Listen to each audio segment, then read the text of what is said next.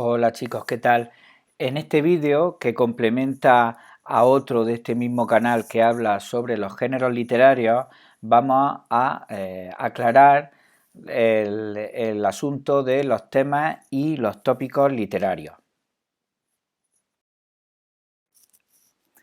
Y diremos, ¿cuáles son los temas de la literatura? ¿Es que hay algún tema específico de la literatura? No, claro que no. Temas de la literatura son infinitos porque al final, como dice en nuestro libro de la editorial Sansi, los temas de la literatura son los de la vida, los de cualquier vida, ¿no? Los de el mundo, los de la vida del ser humano, todo lo que puede imaginar cualquier ser humano puede ser, puede protagonizar, puede aparecer en una obra literaria. Así que, claro, no podemos decir que haya temas que sean específicos de la literatura, puesto que la literatura se ocupa absolutamente de todo. Eso está claro, ¿no? Entonces, como la literatura se ocupa de todo, es imposible establecer un catálogo cerrado de temas que sean exclusivamente literarios, porque al final lo que nos presenta cada obra literaria es la visión del mundo que tiene cada autor. Entonces, no se puede establecer un catálogo concreto, ¿no?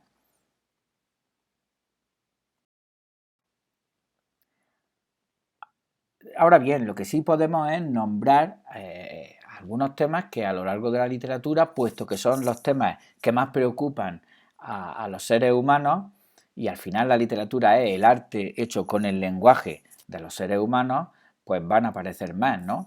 Que son los mismos temas que van a aparecer en cualquier otra obra de arte, en la pintura, en la escultura, en la música, etcétera. Entonces, pues podríamos abordar el tema del amor desde sus múltiples facetas, el amor conseguido, correspondido, no correspondido, frustrado, el inicio, el final del amor, la ausencia de amor, etcétera. Podríamos hablar de la muerte, que es el otro gran tema que obsesiona a los seres humanos, ¿no? El por qué morimos, el dónde vamos después de la muerte, por qué mueren nuestros seres queridos, etcétera. El dolor, el dolor ante cualquier cosa, ¿no? No solo el dolor relacionado con el amor y con la muerte, sino el dolor relacionado con cualquier otra faceta de la vida humana. Luego el viaje es un motivo literario muy habitual, sobre todo en los orígenes, en las grandes epopeyas, ¿no? En la épica, los protagonistas, los héroes de las epopeyas realizan viajes existenciales, ¿no? Que les cambian la vida, como por ejemplo Ulises, Odiseo, en la Odisea está todo el rato en permanente viaje creciendo como ser humano.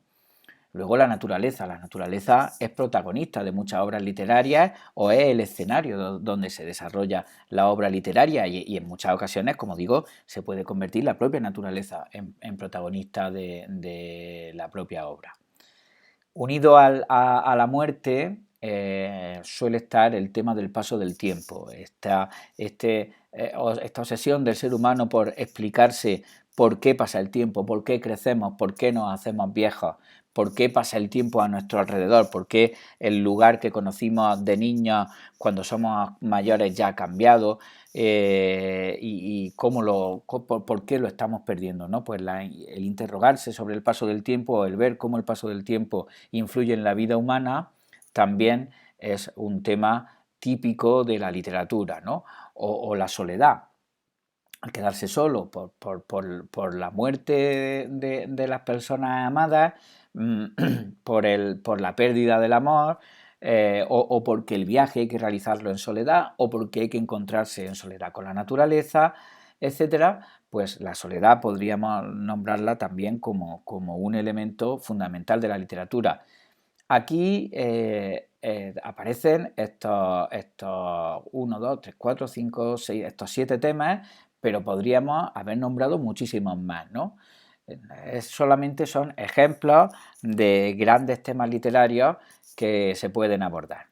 Y fijaos, nos vamos a centrar, por ejemplo, en el amor, ¿no? ¿De qué manera se puede abordar? Pues de múltiples de ellas. Entonces, el amor, por ejemplo, tenemos la manera de abordarlo que tenían en la Edad Media con lo que denominamos amor cortés, ¿no? Ese punto de vista de el amor cortés, que es trasvasar las relaciones feudales a la lírica amorosa. Entonces aparece la dama como el señor feudal, la amada, y el amante como el vasallo, ¿no? Y bueno, esto se desarrolla en la poesía provenzal, en el sur de Francia, en el norte de España, norte de Italia y demás, la difunden los trovadores y eso es lo que hacen, reproducir la relación entre el vasallo y el señor, ¿no? Entonces el poeta sufre el tormento que le infunde la amada, que en muchas ocasiones se presenta como amada enemiga, amada esquiva, que está casada y que no le puede corresponder, y él pues eso, sufre ese tormento porque ella es absolutamente inaccesible, aunque haya alguna ocasión en la que por fin consigue el premio de ser correspondido. Pues esta es una manera de presentar el amor en la literatura, en la historia de la literatura. En segundo lugar, pues tenemos la manera de plantearse el amor en la literatura del Dolce Stil nuevo, al amor petrarquista, del prerrenacimiento, ¿no? Con lo que denominamos la donna angelicata, en la que se depura ese arquetipo de la amada enemiga, de la amada señora, y ya se convierte en una mujer angelical, en una mujer perfecta, en cuya perfección se vislumbra algo de la grandeza de Dios, tiene un punto filosófico mucho más profundo, relacionado con las teorías de Platón, de la divinidad platónica, y este es el modelo espiritual de amada que tenemos en toda la lírica del Renacimiento.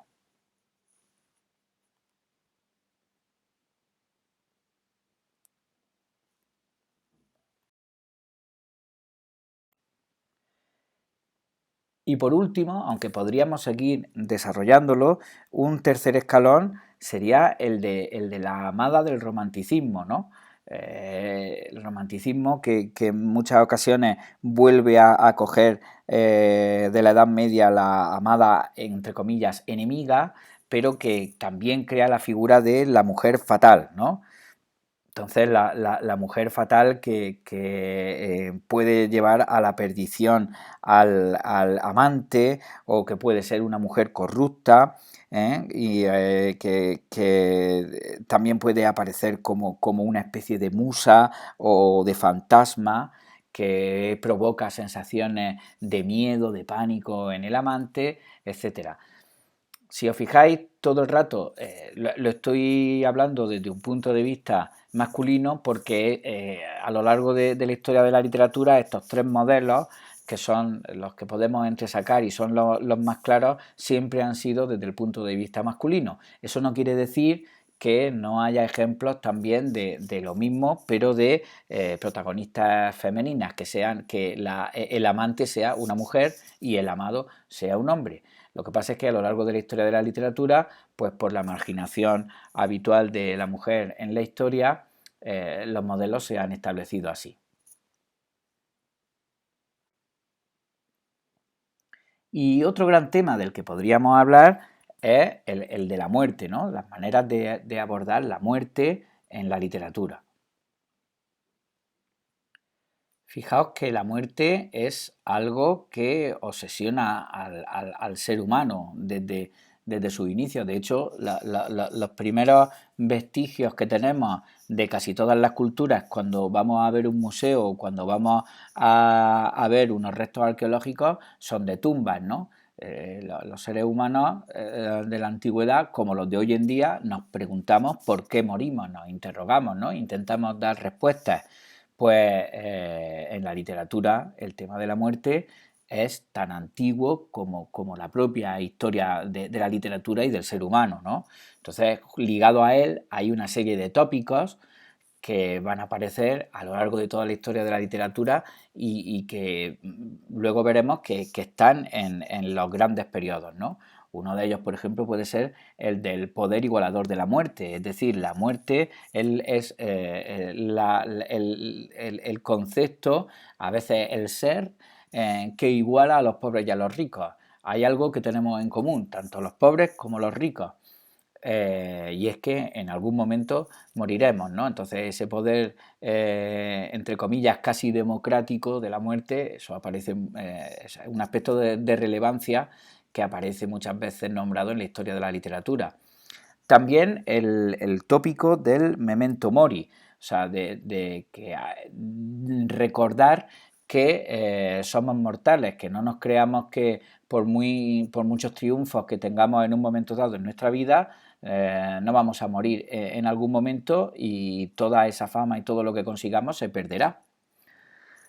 Luego está el motivo que también nombramos en latín del ubi sunt, que es el preguntarse, esa respuesta, esa pregunta sin respuesta, el preguntarse a dónde van quienes mueren.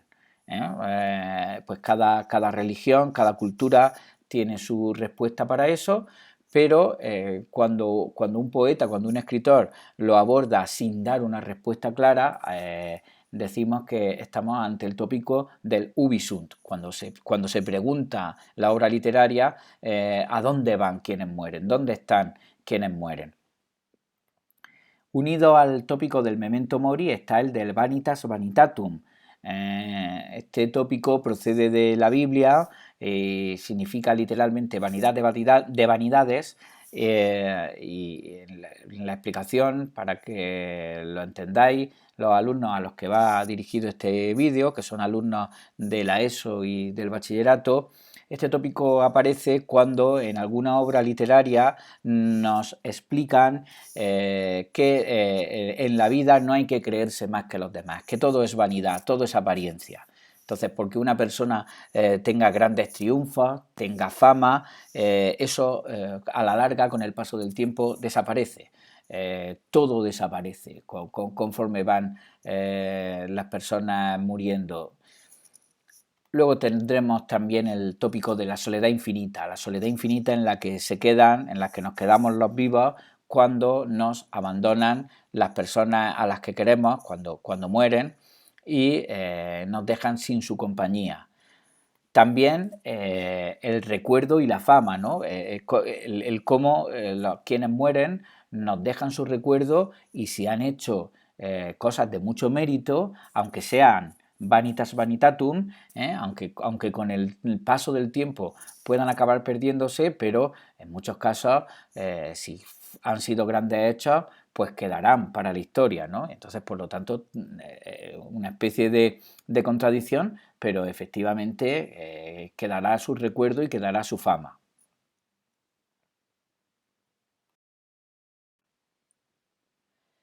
Pasamos a continuación a estudiar los tópicos literarios. En literatura, tópico no es exactamente el concepto como lo entendemos de manera coloquial. En literatura, un tópico es una idea, un tema que se reconoce con mucha facilidad porque ha sido repetido muchas veces y del cual basta con nombrarlo para que sepamos a qué se está refiriendo, qué concepto está desarrollando. Normalmente se nombran por su nombre en latín, puesto que todos ellos aparecieron en la literatura latina y de ahí la hemos heredado las literaturas europeas occidentales. En primer lugar, vamos a nombrar el tópico del locus amoenus o lugar ameno, que es el escenario perfecto de una naturaleza idealizada donde se puede desarrollar una obra literaria. Es siempre un escenario paradisiaco, muy bien descrito, normalmente un rincón de la naturaleza con el agua cristalina, un suave viento, una hierba agradable, etcétera, la naturaleza en sentido de escenario perfecto, maravilloso, con un sol tibio, etcétera, no es la naturaleza desatada o una naturaleza agresiva con el ser humano, como podría ser un volcán o un mar embravecido, sino que suele tener esa serie de elementos que la convierten en paraíso, ¿no? Entonces, en el locus amoenus, cuando veamos que en una obra literaria nos dicen que el protagonista estaba en un lugar paradisiaco de la naturaleza, tranquilo, pues como he dicho, ¿no? Con aguas cristalinas, con una brisa agradable, con un sol que no quema, etcétera, estamos hablando del locus amoenus. En segundo lugar, vamos a ver los tópicos que son en realidad el mismo del Aurea Mediocritas o Dorada Medianía y Beatus Ille o Feliz Aquel. En realidad, ambos tópicos están hablando de lo mismo, ¿no? Son los tópicos que aparecen cuando en una obra literaria lo que se elogia es la vida sencilla, el no tener muchas aspiraciones, el aprender a vivir con lo necesario, sin necesidad de tener muchas cosas, o también la de retirarse, ¿no? La de retirarse de la ciudad y vivir en el campo sin grandes deseos, ¿no? Ni grandes deseos ni de triunfo, ni de ascenso en la escala social, ni de tener cosas, tener grandes propiedades, tener dinero, ¿no? Bueno, el gran cultivador de este tema, de este tópico literario en la literatura española, es Fray Luis de León, y aquí tenemos una foto de su cátedra en la Universidad de Salamanca. A continuación, uno de los tópicos más tratados en la historia de la literatura. Se trata del denominado carpe diem. Aprovecha el día, aprovecha el momento. Esta invitación a la vida la formuló Horacio y de lo que trata es pues eso, de que sea de enseñar al lector el que tiene que aprovechar, vivir la vida, vivir el momento, no preocuparse, la vida es breve, eso está claro, la muerte va a llegar, pues hay que aprovechar cada segundo que pase para disfrutarla. Otro tópico ligado al carpe diem es el Collige Virgo Rosas. Este tópico que desarrolló al principio el poeta latino Ausonio es muy semejante al tópico anterior y es el consejo a las muchachas jóvenes de que cojan las rosas de su juventud, es decir, que mientras sean como rosas, que disfruten, puesto que las rosas, como la vida de las personas, se marchitan y entonces llegará un momento en el que dejen de ser tan lozanas y dejen de tener tanta vida. Entonces, pues bueno, es una variación del tópico del carpe diem. Mientras seas joven, coge la vida, coge la rosa de tu juventud y disfrútala.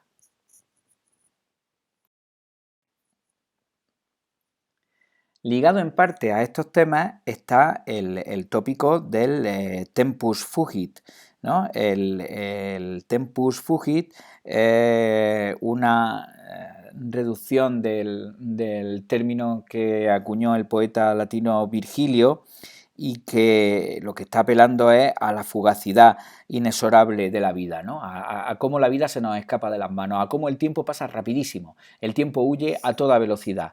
Cuanto mayor es una persona, más se da cuenta de que el camino hacia la muerte se acelera y se hace cada vez más rápido, ¿no? Y entonces se suele obsesionar con ese tema. Bueno, pues ese es el tema del tempus fugit, que puede estar unido con los otros dos anteriores, como el tiempo huye, como el tempus fugit, como el tiempo corre a toda velocidad, como la vida se nos va de las manos, tenemos que carpe diem, es decir, tenemos que aprovechar el momento, tenemos que disfrutarla al máximo y tenemos que collige Virgo Rosas, recoger las rosas de la vida, ¿no? Están unidos esos dos temas perfectamente.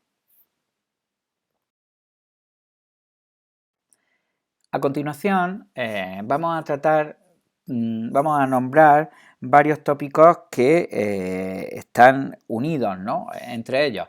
En primer lugar, tendremos el de vita flumen. La vida es como un río. La vida es, claro, como un río que termina yendo en el mar, que significaría la muerte, ¿no? Esa metáfora está repetida una y otra vez a lo largo de la literatura, tanto es así que se ha convertido en un tópico. En segundo lugar, unida a esa metáfora, también se puede ver la vida como un camino, como un viaje, como un camino que se tiene que recorrer y en el cual el ser humano tiene que ir superando diversos obstáculos, ¿no? Subir las cuestas que ascienden y que le cuestan esfuerzo o bajar cuando está disfrutando, ¿no? Unido a estos dos conceptos está el tópico del homo viator, el hombre que camina, el hombre caminante. Entonces, esto de ver al ser humano como un ser que camina a través de la vida, que es como un camino o como un río, pues es una concatenación de tópicos muy habitual en la historia de nuestra literatura. Volvemos a nombrar el tópico del Ubisunt porque para que el catálogo nos quede completo, aunque ya lo hemos explicado cuando hemos visto todos los tópicos asociados al tema de la muerte. El Ubisunt, ¿dónde están? Esa pregunta que se hacen a lo largo de la historia de la literatura tantos autores en tantas obras, ¿dónde han ido las personas que nos han dejado, las personas que han muerto? Dando diferentes respuestas, pues tanto las respuestas religiosas como respuestas culturales, ¿no? Pues si han ido al cielo, o si han sido premiados, o han sido castigados con el infierno, o si ya no están, no existen, ya solo son cenizas, o solamente son polvo. Bueno, pues esto de preguntarse ubi sunt, es decir, ¿dónde están las personas que nos abandonaron? Pues es también un tópico, como hemos visto antes, muy habitual en la historia de la literatura.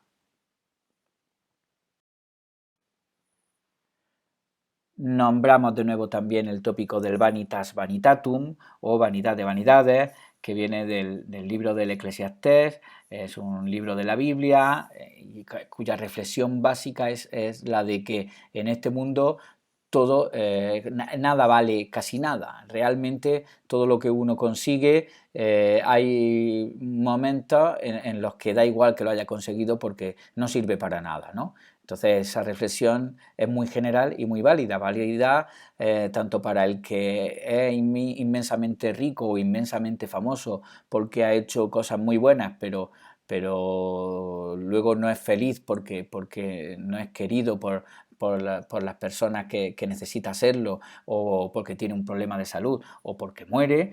Y se puede extender a cualquier manera de abordar ese tema de, bueno, nada sirve, nada en realidad es tan importante como para que le dediquemos una atención exhaustiva, excesiva, ¿no? Porque todo es vanidad de vanidades, todo desaparece en un momento dado.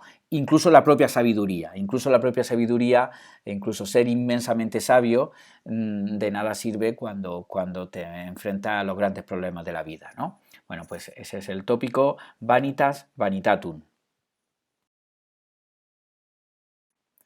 Y luego os quiero nombrar dos tópicos más que tenemos en nuestro libro de primero de bachillerato de la editorial Sansi. El Omnia Vincit Amor, el amor todo lo puede. Ese es el tópico de que es el amor el gran motor del mundo, de que por amor se hacen las grandes gestas, las grandes hazañas de la humanidad, que cualquier ser humano es capaz de hacer grandes cosas, incluso aquellas que creía que no iba a conseguir, que no iba a ser capaz de hacer, cuando está movido por el amor hacia otra persona, ¿no?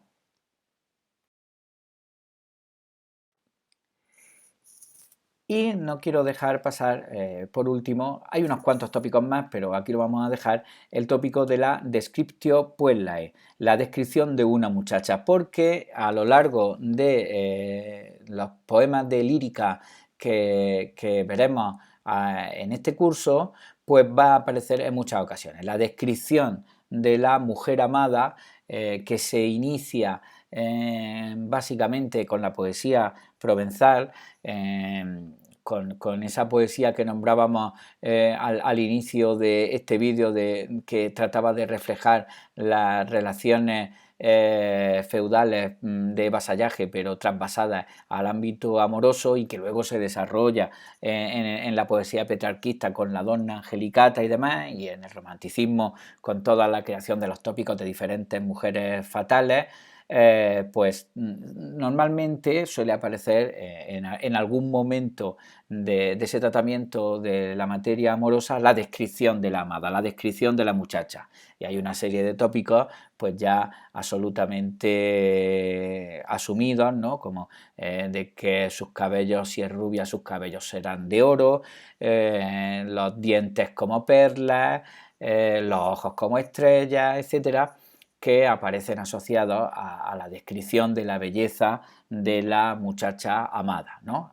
Bueno, pues cuando aparezca esto en un poema o en una obra en prosa, decimos que estamos ante el tópico de la descriptio puellae, o descripción de una muchacha.